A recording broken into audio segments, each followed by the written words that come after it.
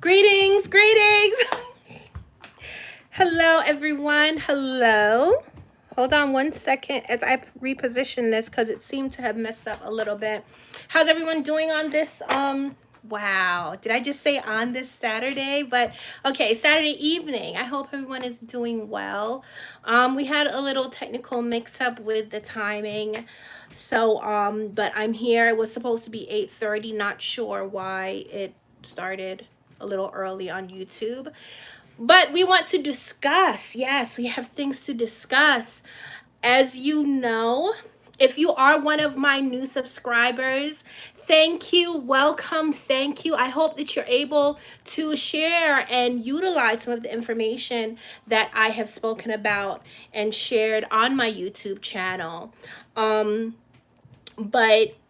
of course, I'm always about the feedback. I'm always about the feedback and the input and, just really incorporating what people, all these other people that are living on this planet with me have to say about things, about whatever. A lot of my videos do bring awareness to the abuses that I have suffered, sexual, physical, mental abuse. And while not everyone can relate, even though the numbers for those who are affected by abuse are astronomical, and that's only based on reports, so it's even more than what we think we know. 1 in 4 women have been sexually abused before they turn 18. 1 in 6 boys have been sexually abused before they turned 18. And I'll do another video on the perspective of men, from men, and how sexual abuse specifically affects men. But for tonight, I want to address and answer some questions that I have been receiving about my journey, my healing journey, what it takes to experience the things, the abuses that I have experienced from such a young age and move beyond that. And I'm going to say beyond, like, words to me are really important. Communication is very important. Hello, Dipped in Chocolate. How are you? Welcome. Communication is very important, and a huge part of communication is listening. It's not just about what you say, but also the information that you're getting back, the feedback that you're getting back. So when we talk about growing beyond some kind of trauma or stress factor in your life, it really is being able to see yourself beyond it, meaning that these challenges and these difficulties that we may face throughout our life. Hello, Brenda. How are you? Thank you for joining. These things that we face in our life, they are still a part of us, right? They change our perspective of the world. They also teach us a lot about the world. We will never know about the evils that men can do, that women can do, unless they actually do them. And I remember the first time that I went to school, first time I went to college at 35, it was a sociology class. And I'll never forget Dr. Akil Kafani from Essex County College. He's one of my favorite teachers. I see him as a mentor in my life, but just teaching about social structures and understanding how social structures work and actually needing what he called deviances in society to help strengthen our society. And I have spoken before about how an antidote for the poison of a snake or scorpion or sting is made. It's actually made using some of the venom. So in actuality, when you hear these terms like, what does it kill you makes you stronger, really think about how true that is, because it tests our ability. Not only does it only test, it inspires our ability to move past and move beyond them. So, I know I kind of jumped ahead as far as where I am now, but a lot of people would like to know, so I'm going to answer one question first. At what point in my childhood, suffering the abuse, did like what was my coping mechanisms? Now, a child's coping mechanisms are certainly different from adults, especially when a child has no guidance. In my situation, I focused on my brothers and sisters. You know, it was kind of like a tit for tat, a counter for, I don't know, an action reaction, where I had taken it upon myself in my mind to decide that what was happening to me was preventing the abuses of my siblings, right? And I think that those were the things that helped to keep me going. Now that's the physical. That's just the logical. That was my logical mind as a child with no guidance about what I was going through at the time. But that's what I decided. It just seemed like 1 + 1 = 2. It just seemed, well, if what I'm doing is preventing, which my father told me that it did, if what I'm doing was preventing my siblings from suffering, then it didn't make what was happening to me, or I could say, Angela Carruthers. Wow, I will answer that question. That's very interesting. But it would, in my mind, how I processed it was that it was an exchange. So, and for me, because of my love of them, then I thought that it was like an equal exchange. It alleviated some of the pain that I was feeling, knowing that it was somewhat of a sacrifice for them. So that's one thing. Other than that, trying to hold on to childlike things as much as possible was helping. So I was really big on, you know, fake life. That's what me and my siblings used to call it, fake life. Imagination, you know, acting like I was, or creating an imaginary world that was not the real life that I was living. So that was a coping mechanism for me. Sleep, even though I wasn't getting much of it, my father would come and get me up in the middle of the night and have me up all night. Like I was seeing the sunrise on a regular. But when I did go to sleep, I looked forward to dreaming. I looked forward to being kind of, you know, trying to create this stasis of a childhood that I created in my life, because what I was going through in real life was so much adult stuff.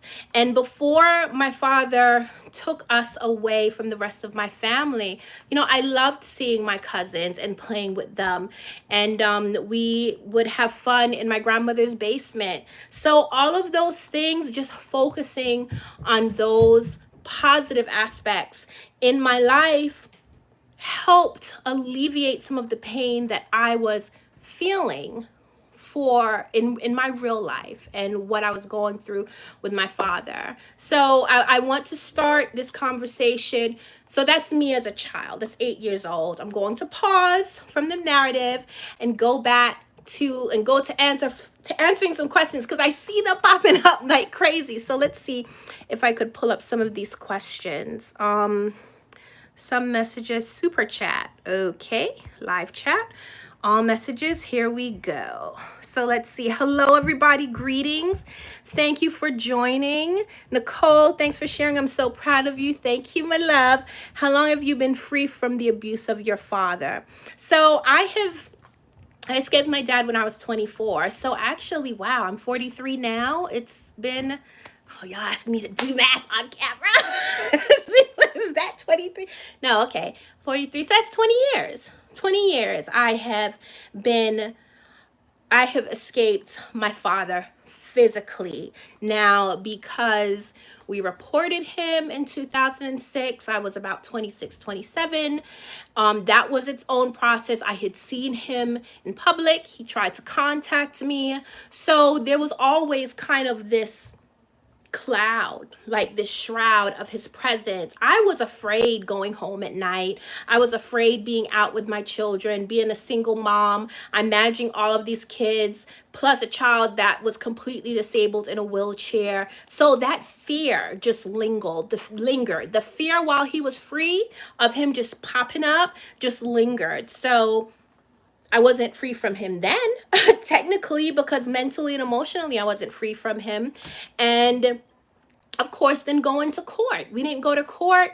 I didn't testify against him until 2013. So I can't say I was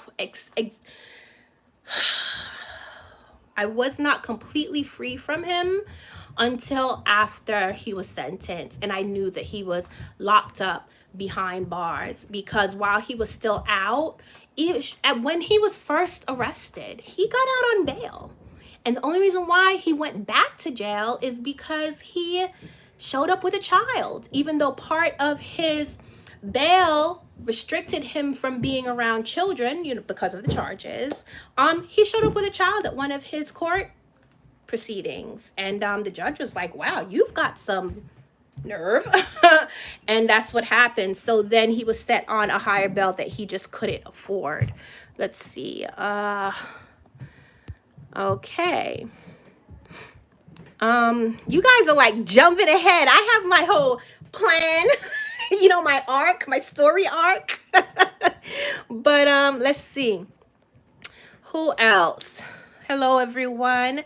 Angela Carruthers, have you ever caught an STD from your father or the pets? Well, it's my understanding that you can't catch STDs from animals. From my father, yes. And it was from some women that he had. I was pretty young. I was pregnant.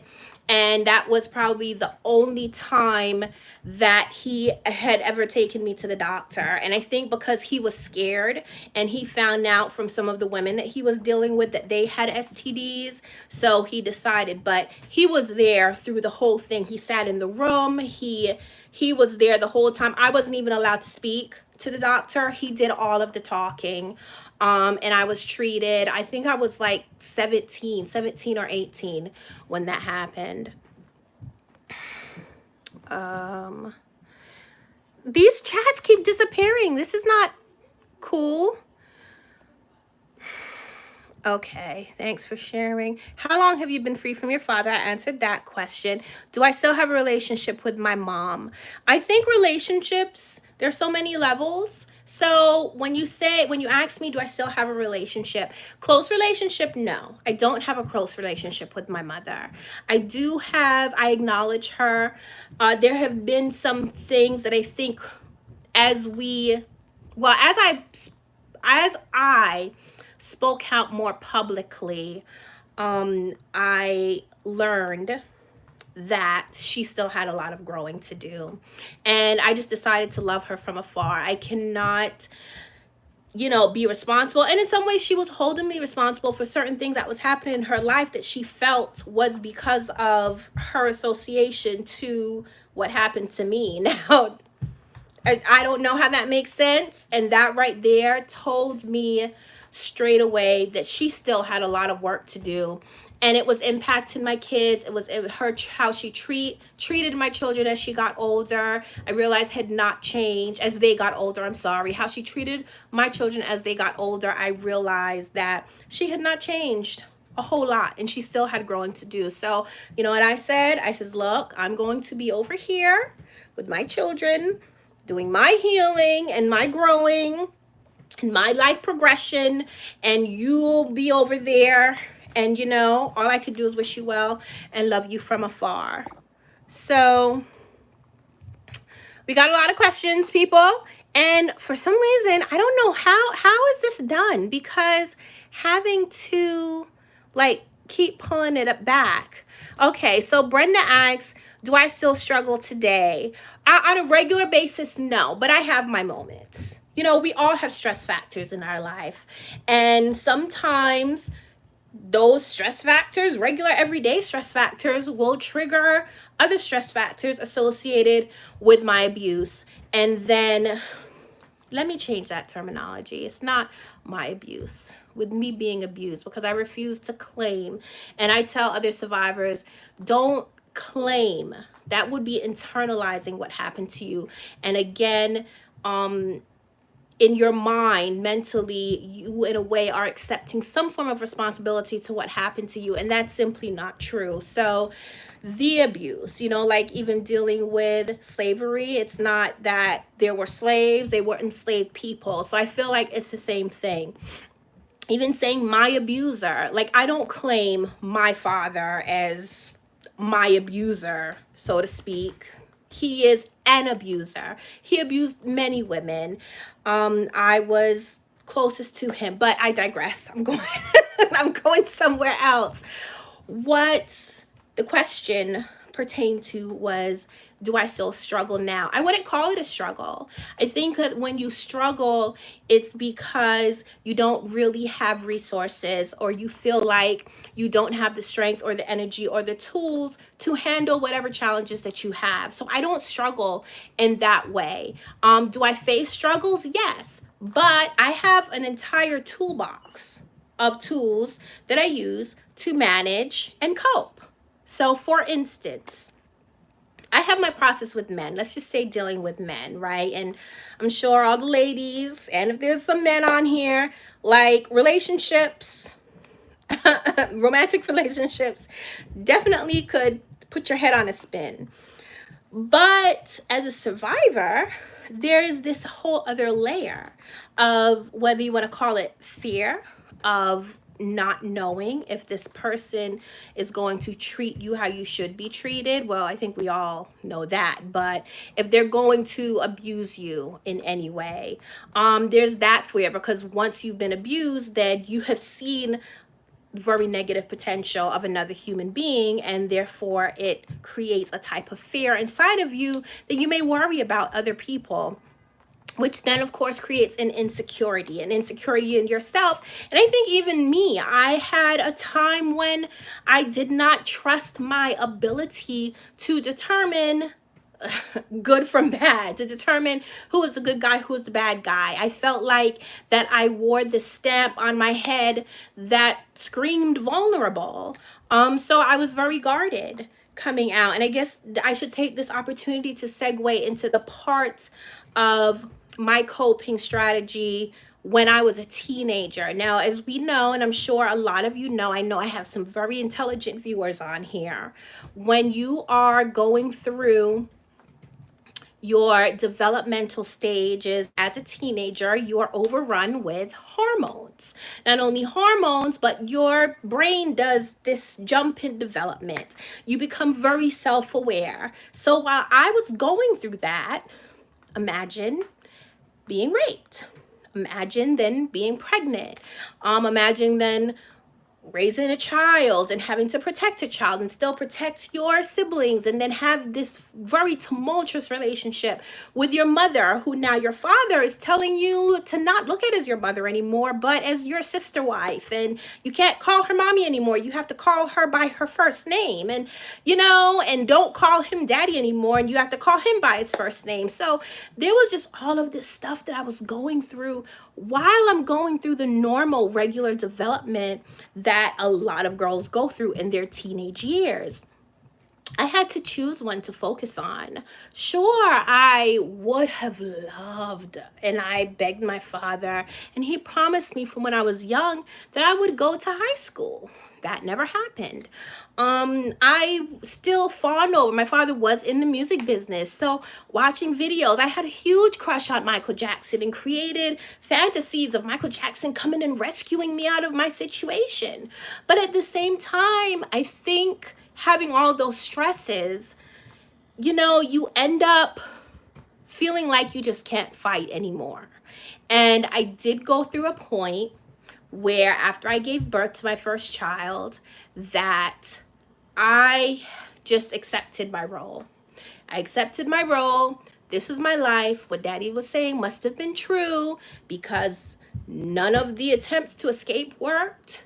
None of the times that authorities did get involved worked. So maybe he's right. And for a moment I did. I would say it was until my daughter was 6 months old. Then, let me tell you what happened. And after her first year birthday, after she turned 1, we were living in a construction site. Please check my other video where I talk about when I gave birth to my daughter. So we're in the construction site. It had been built up a little more like a home. My father was producing and directing and doing special effects, and all this stuff was going on. Our house got struck by lightning. Our house got struck by lightning. Literally, I watched outside. My brother and I looked outside in the backyard where I had a huge garden of fruits and vegetables, and watched lightning hit the ground. Hit the ground. We went to bed that night, and next thing I know, my father had gotten up and was waking everybody up because there was smoke everywhere. Our house had got struck by lightning, and I felt like that was a sign because there was some really sadistic stuff going on in that house. And to me, that was a sign from God that clearly, even with my father's track record of getting away with all kinds of stuff, that maybe what he was saying was not true, and he was doing something wrong, because this thing that he had worked on for so long was literally struck down from the sky by lightning, burned to the ground. And that same night, literally, there was no water. We had fire departments, fire trucks coming from 3 different municipalities, and none of them had water. The fire hydrants had all been drained with of their water from kids that was playing around earlier that day. So if you tell me that wasn't a sign, and as someone whose only 2 sources of real information was her mother and her father, who were both making her life miserable, yes, I looked for signs. And my father was also very spiritual, so I was just always exposed to a certain type of, I guess, awareness of God and spirituality and this energy out in the universe that may one day work in my favor. And I think seeing those things then gave me a new, a reshoot or a reamp of faith that I would escape by hook or by crook. I would get out of this situation. Let's see. Let's go back to some questions. Do you talk to your siblings? Okay. Did you ever feel like giving up, ending your life, or that of your father's? Loaded question. So, ending my life, no. I feel like in my mind at the time, what my mindset was, the time that I just spoke about, as far as accepting, I didn't see that as giving up. I saw that as me adjusting to the conditions that I was surrounded by. I felt that I had done that what was within my power, not realizing that I actually still had more power. I still could influence more things, but I didn't realize that. So I felt like I just adapted to my situation. So in my mind, no, it wasn't giving up. Suicide, if you want to talk about suicide, no, I never considered taking my own life. I didn't feel that I had the right to do that. If God had brought me here for a reason that I had no say or control in, then I did not have a say in removing myself from the world in that way. Plus, it was kind of the same thing this times that I struggled with running away. If I was gone, then who would protect my siblings? And then certainly by the time I had children, if I was gone, then who would protect them? So that was never a consideration. Killing him now. Yes. I don't mean to smile about it, but when I think about the thoughts of actually murdering somebody, like, it kind of is tickling, because as a child, yes. And I did, it was portrayed in Evil Lives Here on Investigation Discovery, when my brother and I plotted to murder my father by hitting him over the head with a hammer multiple times. And I think that was our way. Well, I know that was our way of trying to take control of a situation that we felt like we had no control in. And it's something because I can't speak for my brother. He's not with us anymore. I never once imagined blood on the floor. Like I didn't even once imagine being arrested for murder. It was just like, this was a means to an end. The other times was once my second daughter was born, and I was the sole cook in the house. I had the responsibility of preparing all of my father's foods. I did consider poisoning it. I did a couple of times. I put boric acid in his eggs one time, but I didn't give it to him because logic dictated that I didn't know for a fact if boric acid would actually kill him. So if he was to get sick instead of dying, then guess who would get in trouble for making him sick with his food? So I abandoned that idea.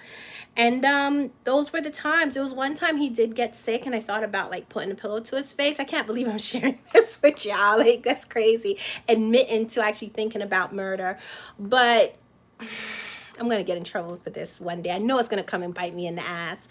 I did consider that. I did, but again, I'm young. It's like you get that close and then you realize, well, what could happen if you got caught by the person that you're actually trying to harm. And I abandoned that idea. So it was then yet another waiting game. Let's see her. I know Brenda asked something.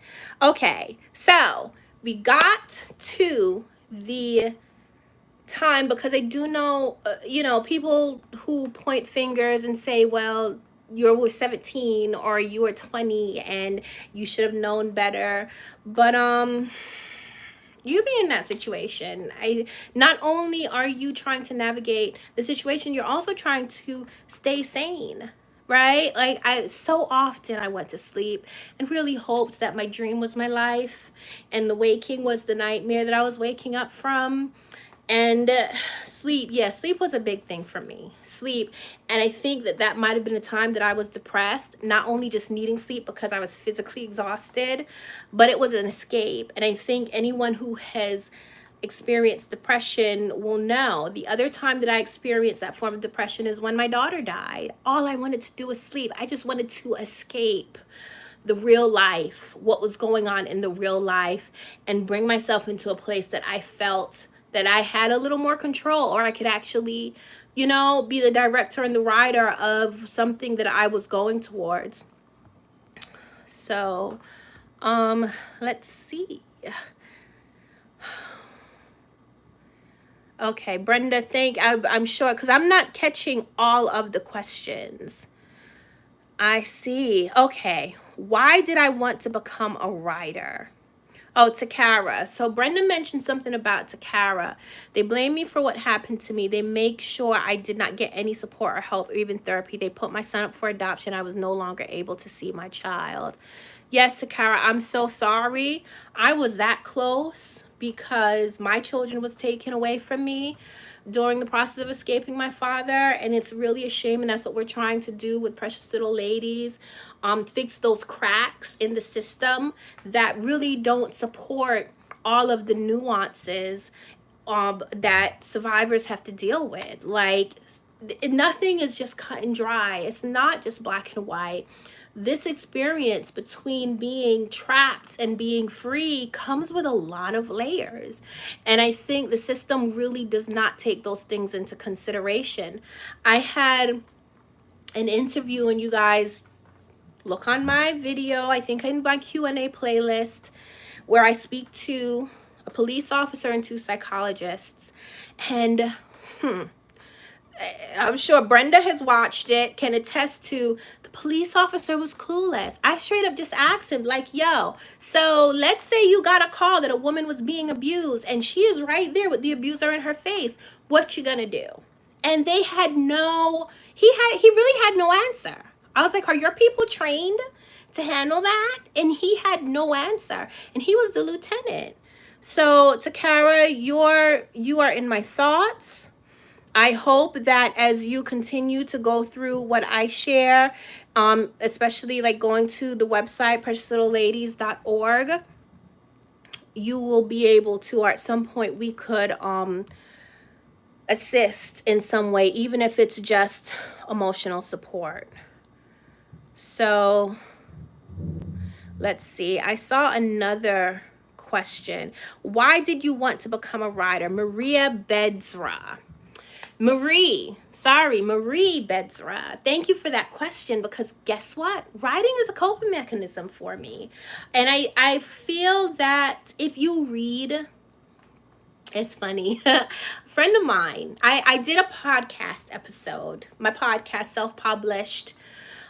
self-publishedpodcast.com. Go and check it out. I did an episode called Need Help, and it focused on a blog post that I wrote when I felt overwhelmed in my life, and I literally put out there an SOS through my writing. And if you look, many great writers are struggling with some kind of emotional or psychological turmoil. And I think what we do is we are able to manage that turmoil by putting it into words on a piece of paper. Poetry, I know you guys know. What is that girl's name? Is it Hemingway? But F. Scott Fitzgerald, like, he struggled with alcoholism and schizophrenia through his wife. Of course, we know Maya Angelou. She was molested when she was a child. James Baldwin, he was affected by being a gay man in Jim Crow era. And I think the stresses that we have in life can be managed in writing when you have that creative outlet, because a lot of the things that you're dealing with stirs up so many emotions and it can be overwhelming. And I think a good way to manage it is to just regurgitate it out. Used to be on the paper, but now on the computer. So I do write. I write a lot. I write not only my memoir, I write science fiction, I write poetry, I write erotic fiction, I write erotic poetry. So any of my thoughts and feelings tend to kind of transform. I think I use it as a way to lasso that energy and then direct it onto the page. So yes, that's why I started writing. And funny enough, when I was being abused, when my father was abusing me, I was keeping a diary. And I'm going to get to your question, A. Harrison. I was keeping a diary, and my father found it. And it was chronicling everything that he was doing to me and how it made me feel and how much I hated it and how much I wanted him to stop. And that was actually the first time that he became violent. After he read that, I don't know if it was him, the way he processed it, I don't know. But he beat me. He beat me for it. He destroyed the diary. And things progressively got worse and more intense. And that traumatized me in a way that I didn't want to write anymore. I was afraid to write. But then it's something, because then he made me the writer for some of his projects. He had me writing what they call the treatments to the music videos that he was submitting, the music video ideas he was submitting. So I wrote the treatment for the video Killing Me Softly. I wrote the treatment for the video for Cowboys. I wrote the treatment for a video for Earth, Wind, and Fire that he was working on. Like, and so what he did actually stopped me from writing, but then he then forced me to continue writing. So I started writing in other ways, and I started hiding my feelings in fictitious writing. And then once I learned that, actually, once I got away from my dad, chronicling what I went through, pouring out what I went through, reading it back to myself, analyzing how it affected me, kind of looking at it from a more objective perspective instead of it being so subjective because it was from me, reading it as if I was someone else and what impact that had on me was extremely therapeutic. So initially, Unashamed of Life Tainted was not supposed to be published. That's not what it was for. I was writing it just for therapeutic reasons. But then I had a night of clarity when I was meditating and I was praying, and it came to me that I think this text could help others. And that's when I started speaking and sharing my story. And the more people that I see it helps, then yes, the more it helps me. So that's why I started writing. Ooh, guys, I'm not going to get, ladies, gentlemen, if you're on here, I'm not going to get to all of the questions. I want to thank everyone. I see like out my side eye while I'm trying to like look at you. Some amazing compliments. Thank you so much. Thank you. I see beautiful. I see proud of you. You're such a beautiful soul. Thank you, Stephanie. I appreciate you. Let's see. A. Harrison, what's something that has aided in your positive progression? I think the practice of an objective perspective. I feel like in my journey, I've come across many people that see things from only their perspective.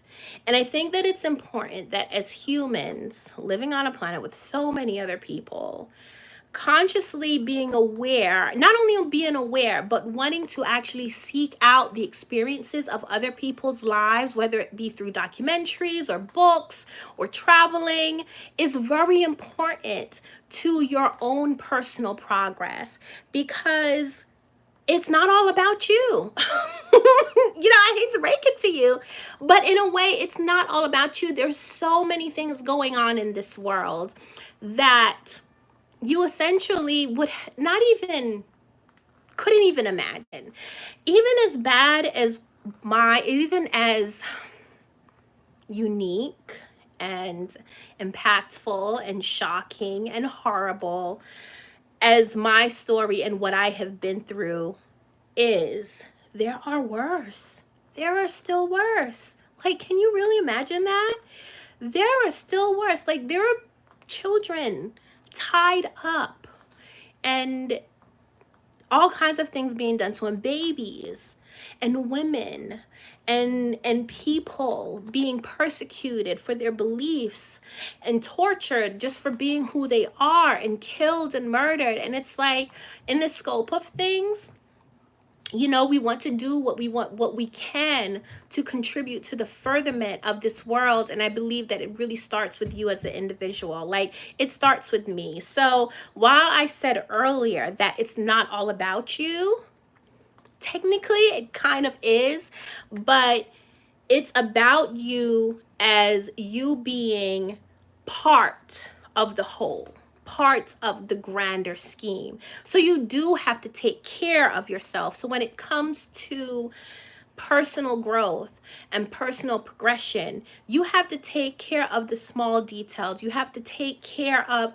your mental health. You have to take time and meditate and recoup and take care of your health and your body and your mind, so then you can be clear and ready to help in all this other turmoil in the world, or even get through this other turmoil in the world. So yes, you first, but at the same time, like, not too seriously. I don't know how to explain it. I'm working on another book called The Hump, A Guide to Getting Over It. And I really go deep into exploring like how to do that, how to kind of be totally in yourself, but at the same time foster the ability to step outside of yourself, so then you could gain a broader perspective and a broader scope of how to move forward in this human experience, because it can get kind of crazy. It can get kind of crazy. So, April, I hope that answered your question. It was a deep question. Like, I could do a whole show just on that question. Annie, thank you so much. I think it's Takara. I see you have some lengthy comments. I will try to go back once we close out of this, and hopefully we can start a dialogue Yeah, we can start a dialogue. Brenda, thank you. Yes, please. Brenda, you guys, is my executive manager for Precious Little Lady. So she's on there. She will, if you have any questions about information, resources, she's definitely there to share. She can give you, join our survivor support group on Facebook. That's one thing, because we are going to start doing Zoom meetings, Zoom group meetings, of course, because of this whole state of the world thing that's going on. We've had to shut down our in-person survivor support groups, but we are building up for the virtual survivor support group. So if anyone would like to join, please join. What else? Let's see. So in keeping with my narrative and the arc, so we got to my teenage years. Then I escaped my father, and here I am, an adult, having to first work to get my children back from the system. They were in foster care. That was a challenge. And just before they were put up for adoption, I was able to get them back. And then here I am, a single mom, 24, 25, 26 years old, raising 4 children on my own, one with physical disabilities. And literally, I'm so mission oriented. I just focus on each step. So that's one thing that I do to manage. And I think that has contributed to my positive outlook. Well, first of all, I love myself. I love myself. And you have to love yourself. If you are not going to love yourself, then you don't give other people reason to. Like, you have to be an example. And I always say, love yourself and everyone else will follow suit. So I love myself dearly. And how did I reach that? I think I might have to think about that a little more. But I guess I just decided, well, one, my love and appreciation for my creator. If the one felt that, she felt, if God felt that it was worth it to create me, then I must be something. I must be something. So I think I just took that and internalized it, and have always just known or decided that my capabilities, that I had something to offer the world. Even while I think that while I was still being abused, while I was in this small nucleus, and the things that I did to keep my siblings entertained and helping them to learn and giving them some education. I mean, it got to a point, since my father decided to stop all education, I then had to sneak and teach them. I was hiding and teaching them how to read and write. So in doing all of that, I recognized that I did contribute something to others, and I appreciated my talents and I appreciated myself for that. And I just didn't allow what my father was doing to me to take away the value that had for the other people that I loved and the other people that I cared about, which were my siblings. For those who I would say are only siblings, or maybe don't have a lot of people around them, I'm sure you can look at the people in your life and what you contribute to their lives to recognize that, yes, you do have value. You do have value outside of what other BS that someone may be telling you, someone negative who have their own problems and their own insecurities. You're here. You're here. I'm here. You're here. We're all here together, and we all have something to contribute. So loving myself and appreciating what I have to contribute then fuels everything else that I do. Like, I appreciate myself first, and then I build from there. Now, I'm not a conceited person. I'm not perfect. I already know that. I am a spiritual being having a human experience. I'm a work in progress, but I have progressed and I have gotten much better, and I have grown since I was a little girl, since I was 16 years old, since I was 23 years old. Like, I am constantly learning new things and I'm growing every day, and that's a focus. I think accepting that I can never know everything, that I'm fallible, that I'm learning, that I make mistakes, and just knowing that I can take steps to just doing it better the next time. And I think that there's a lot of logic that comes with that in my mind, how I process it. It just seems logical. I'm a chef. I know that a certain amount of baking powder to a certain amount of flour to a certain amount of water, you'll get bread. So I think that I take that kind of philosophy, and I think that's where it's important to learn different things. Don't only focus on the things that you're interested in. Take the opportunities to explore something different, because that tends to inspire your mind, that tends to trigger things in our brains to then just see the world in a different way. That's why I love trying all new foods. I love trying new foods. I love learning about new cultures, because I know what it does to my brain. And seeing that perspective then helps me to be, I think, more optimistic about the potential of people. Like, I do believe that we can get rid of things like child molestation and domestic abuse.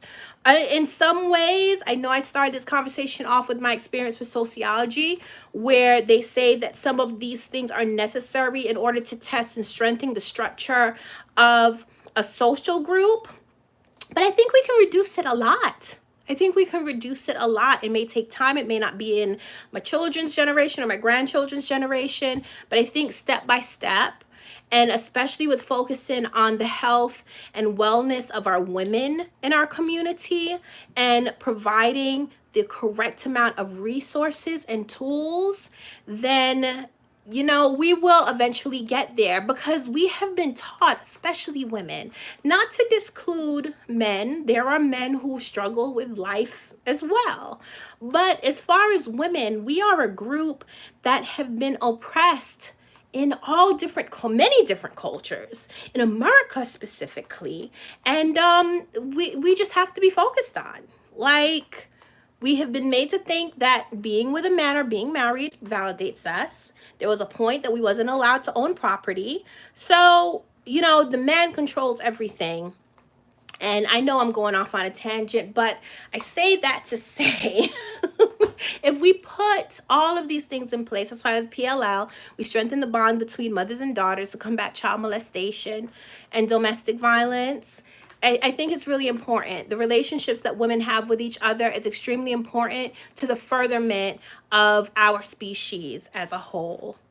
Let me see. Let's see if I can get a couple of questions. We're going on an hour, y'all. I was thinking it's going to be a half hour. I want to thank everyone, partially for sticking through this long. Thank you so much. Let's see. We have any more questions? Because I'm about to get into my adulthood, like my now, as far as that journey. Let's see. Why did you become a writer? I answered that. Do I still talk to my siblings? Okay, so I have a lot of siblings. A good portion of them were abused as well. We all have different healing journeys. They have decided to take the path that what they feel is the most normal, which would be to not be open about what happened to them. And I respect that. So I don't, because I respect their journey, I don't impede like my beliefs or what works for me on anyone. I don't. If you ask me, of course, that's why I'm here. I will definitely share.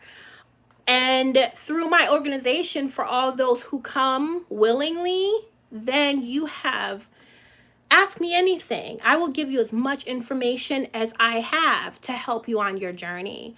But with my siblings, they have decided to make their own way. And I respect them and I love them. Unfortunately, their way tends to conflict with mine.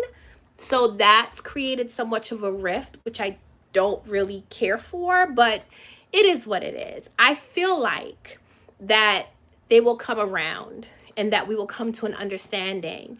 But they're doing well as far as I know. I do speak with some, others I really don't, for different kinds of reasons. There's some sibling rivalry. There's also some very bad sibling rivalry because of what my father planted and the competition that he created in our family.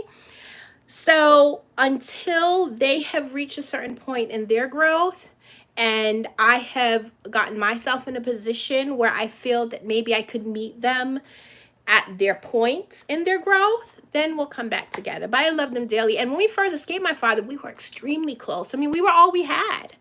We were all we knew. We were all that we could only relate to each other because we had been there with each other through most of it. I mean, behind closed doors, no one really knew what went on except for the people that was behind those closed doors.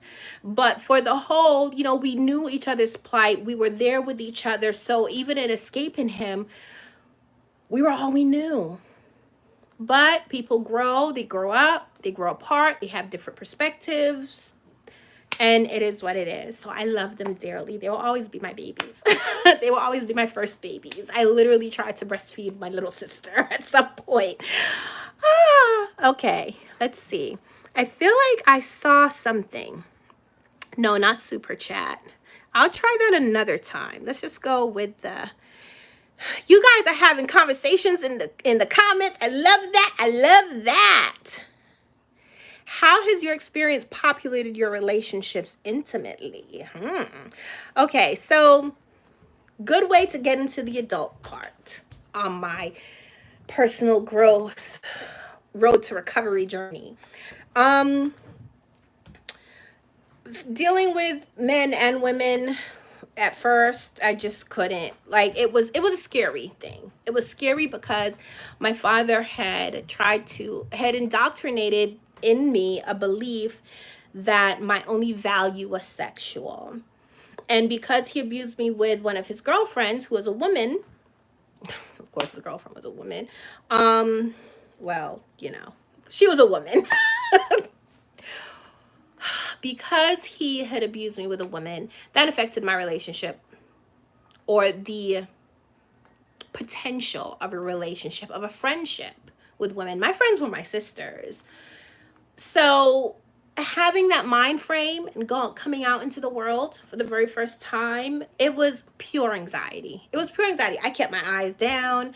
I didn't make eye contact with nobody. Certainly could not ask a female for help because, like the thoughts that was going on in my head. And that was another thing, being that everything surrounding what my father did was just like sex this, sex that, sex this, sex that. It kind of filled my mind and my expectations of what was filling other people's mind. Like, that's all I thought. That's what drove people. And in getting to know and making the effort, and this was a conscious decision. This is something that doesn't happen just automatically.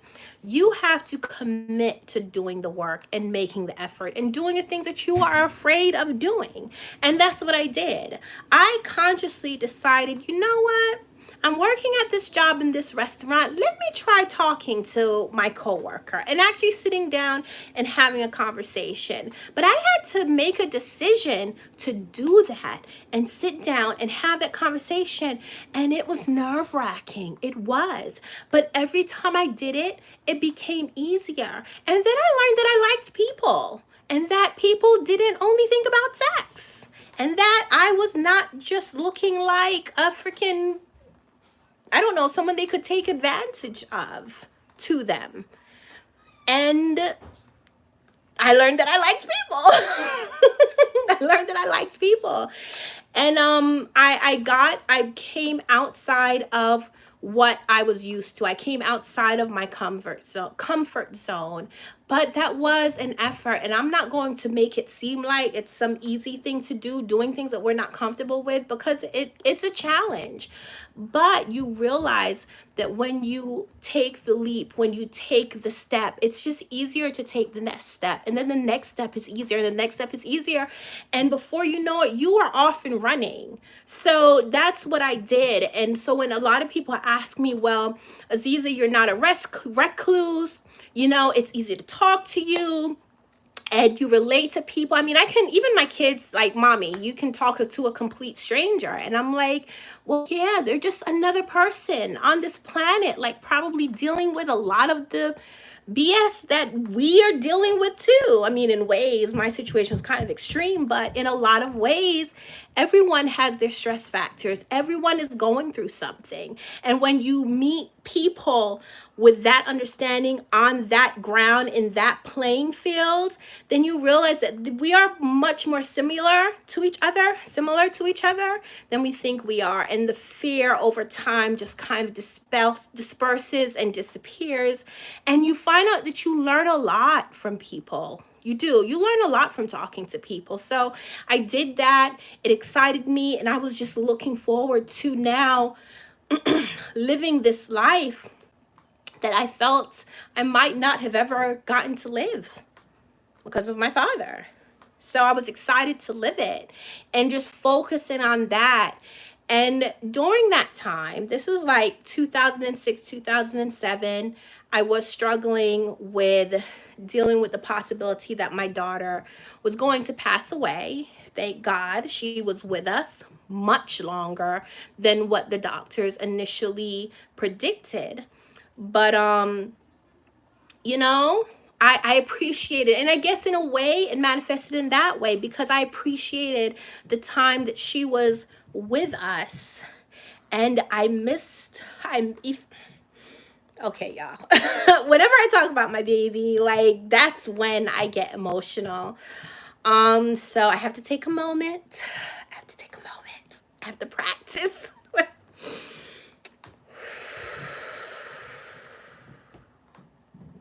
So, though I miss her dearly, you know, I am just thankful that she happened to me. Like,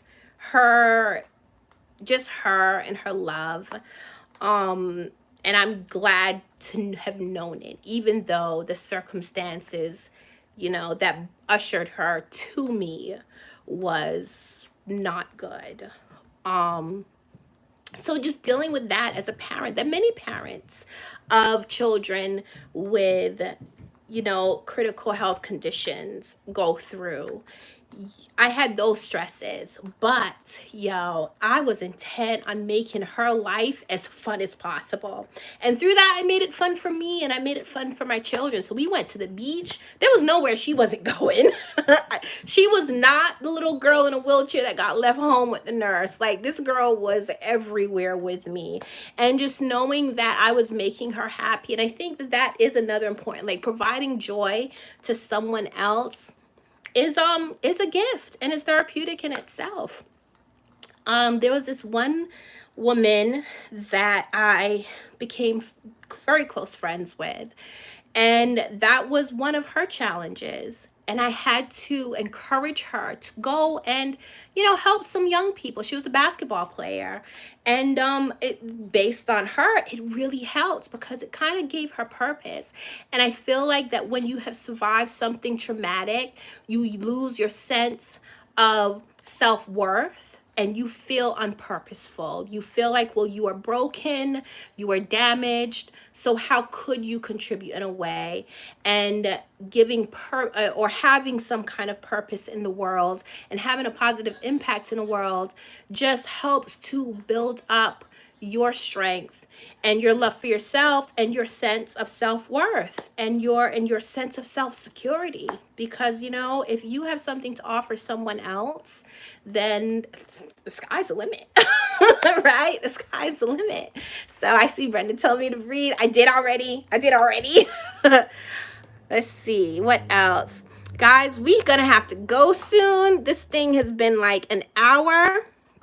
Let's see. So I love you all too. Thank you so much. Let's see, everybody. You know what I really love the fact that you guys are, you ladies, people, you're all talking to each other. So, again, practice. What did she said? Wait, who was that? Said that it's a process she's learning.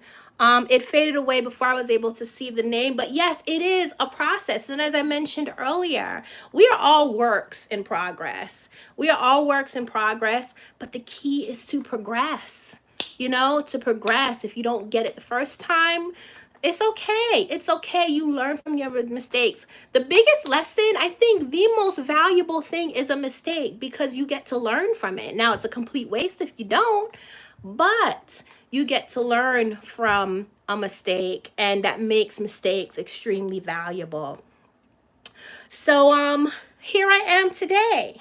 Here I am today, loving love, loving life, loving laughter. Like, I don't know. I think I'm just excited.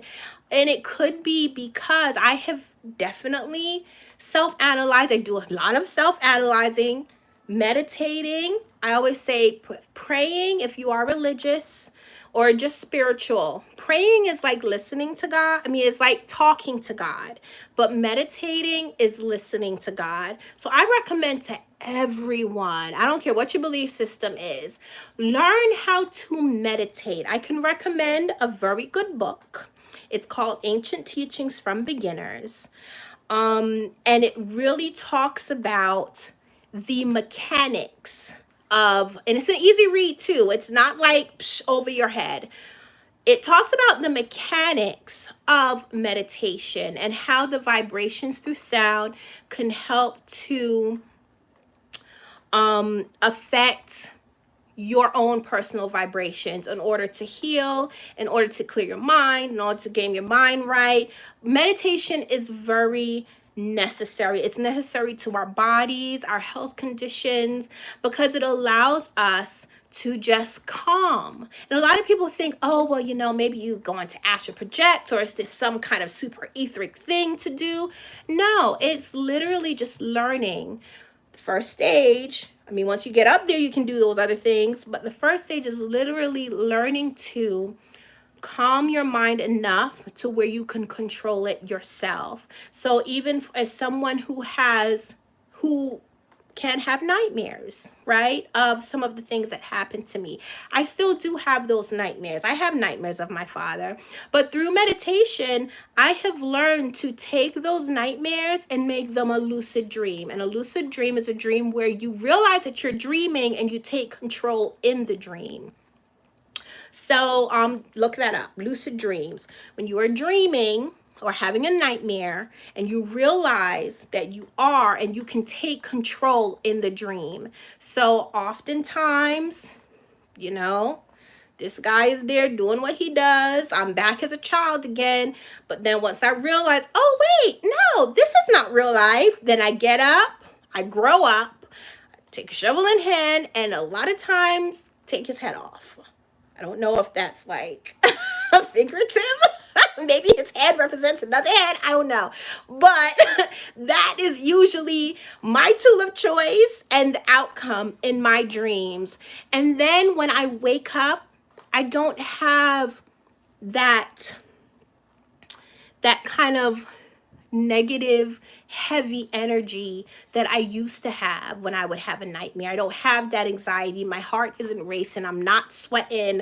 Like, I don't have that as much. And a lot of times it could be people in your life. Sometimes as people, we get together and our vibrations have a negative or positive effect on each other, but that's a whole other conversation. So meditation is a huge thing. Again, check out that book, Ancient Teachings for Beginners. And I'm going to soon start doing videos on meditations. I did include on the post about this video live, and I believe it's in the description of this video, a link to a meditative video. It's just 2 minutes and 22 seconds. 2 minutes, 22 seconds. Just focusing on your breathing, closing your eyes, and well, not even closing your eyes because you're using the video to time your breathing, but inhaling and exhaling. and you will work up into expanding your lungs even more, getting more oxygen to your brain, and eventually working your way up to a meditative state. So that's just a start for now. I do utilize that anytime I feel like, you know, I'm getting overly emotional or anxious. Before I do these videos or give these talks, I have my moment where I do my short breathing. Now I've done it so many times that I don't need 2 minutes. It's maybe 60 seconds, maybe because I'm running a little late, but I do it. I do employ it. And enjoying your life, enjoying the things in your life, watching a good movie, you know, reading a good book. Don't deny yourself. That's what I say. Shoot, even with diet and exercise, I'd be like, you know, I gotta have a cheat day. I gotta have a cheat day. And I love to work out. It stimulates the production of endorphins, which is the feel-good hormone. So working out, boxing, I love to box. And yes, I do imagine the face of my father that I'm punching. So that kind of helps too. And that's really about taking control back. But everyone, any final questions? Did you ever marry? How did that work? Did you share your story? Oh, wow, girl. Miss Harrison now. Y'all gonna have to get the book for that. So Amazon Pisces, thank you. Thank you, Amazon. I'm so glad you read it. Wow, I'm saying thank you, Amazon, as if it's actually Amazon. That's a clever name. I like that. But thank you, everyone. I'm going to bring this to a close. We are well over an hour. I want to thank everyone who peeked in, everyone that hung in through the whole thing. Thank you all for your questions. Thank you for subscribing. Thank you for your likes and your support. I really appreciate it. Keep doing it. Keep sharing. And I hope that some of this information was very useful. And honestly, not honestly, I'm honest most of the time, but I'd like to get some feedback on what other lives, like what other topics. I do want to get into exploring how our society handles things like abuses. Like, did you guys know that even the perspective or the practice of not believing children when they report abuse was stemmed from Sigmund Freud, the so-called founding father of psychology? Look that up. Look that up. It was all this, and it was this whole big thing about him wanting to be popular. And the world took that because, of course, he's a source of information, right? He's a respected source of information. And children reporting abuse was literally put on the back burner and not believed. And it wasn't even until the mid-'80s that it started becoming being taken seriously again. So this is all fresh and new. We're still studying. We're still working it out. We're still making these issues or learning how to make them priority, because I do believe between us as women being the foundation of our society and children being our future, we gotta get this right.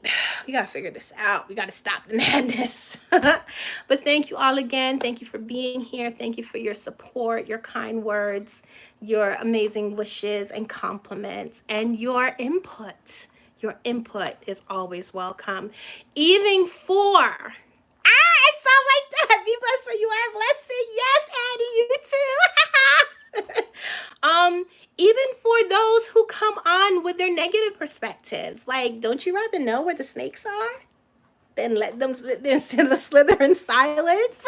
Like, sometimes I think, well, why do you take that position? Why do you feel like you need to be a bully? Why do you feel like you need to try to, you know, challenge openly in a negative way? So, you know, let's learn from each other. Let's learn from each other.